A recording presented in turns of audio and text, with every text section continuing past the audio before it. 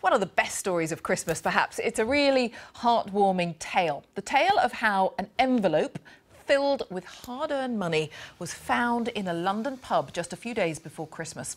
Well, there was a huge social media campaign and, can you believe, the money was finally reunited with its owner. Let's find out what happened and how it all came good in the end. Let's talk to the pub manager, Mick Dorr, and his wife, Sarah, who joined me from Wimbledon in southwest London. Hello, a very good afternoon to you, a very happy Christmas. Mick, explain what happened.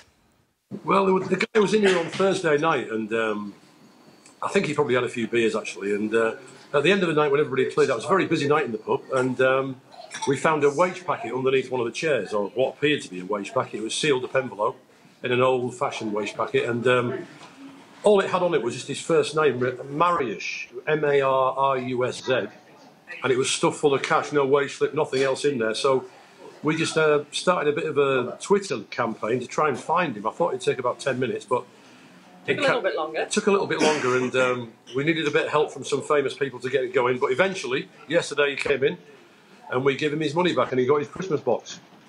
I mean, there are so many things about this that are remarkable, and we're looking at a photograph of the two of you with the chap looking fairly happy, but perhaps also somewhat bemused. I mean, it's interesting that you say you thought you'd find him very quickly, because some of your tweets explaining what had happened, I mean, they were retweeted by people with as many followers as J.K. Rowling. So I mean, that's millions of people, isn't it? I mean, Sarah, explain what happened once you went onto Twitter, and what response you thought you might get. Well, we thought we'd try and get hold of some local people who might know him, but we were just astounded by how quickly and how far wide-reaching this whole thing went. It was just amazing. But we were a little bit bemused, as you say, as to why we couldn't find him. You know, it had just gone worldwide. We were really, really hoping we could find him before Christmas, but as it turned out, we found him fairly shortly afterwards. He was like Lord Lucan in the end. We were chasing him everywhere. It turned out he'd gone back to Poland. He'd driven back to Poland for Christmas. And when we saw him yesterday, the best bit, I think, was he said he didn't tell his wife because he didn't want the hassle over Christmas. So he didn't tell his wife he'd lost hundreds of pounds right before Christmas. And in fact, I think, doesn't even use social media, but it was his son who mercifully spotted your tweet. Yeah, so somebody somewhere retweeted it and re-Facebooked it or shared it, or whatever it is you do. I'm not that much au fait with it myself, but somebody somewhere saw it and tweeted it or Facebooked it out, and his son saw it, and that's how he said to him, "Dad, Marius in Wimbledon, is that you?" And that was how he came to find it. I mean, that's a fantastic result. But with the best will in the world, there will be people watching this thinking, well, anyone could come back to your pub and say, yes, my name's Marius, I left a load of cash in a brown envelope. How were you happy that it was definitely his money?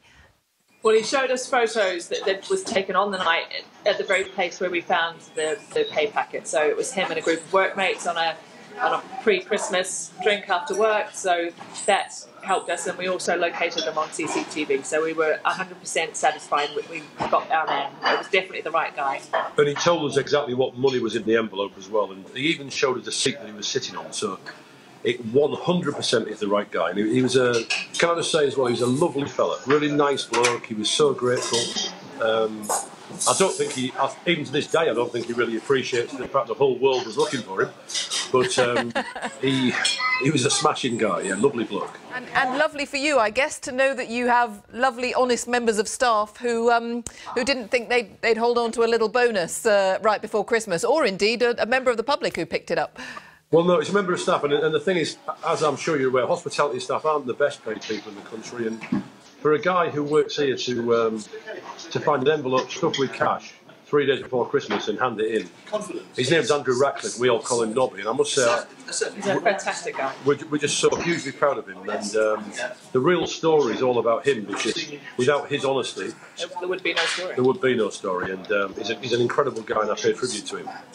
And Marius himself, I guess, what was his emotion when you said, we've still got it all, we've got every penny, and don't worry, we've kept it safe? He was a very happy man. He just wandered in and said, "Hi, I'm Marius. I think you've got my money." He wasn't as emotional as we were, though. We were gone, but he was pretty happy, yeah. Lovely. Well, Mick and Sarah, it's absolutely lovely to talk to you. Fantastic. And as you say, a big shout out to Andrew as well, your member of staff who handed it in. That's a really, really lovely story. Thank you very much, and a very happy New Year to all of you there. Thank you so much. Thank you. Happy New Year. Thank you very much. Bye-bye.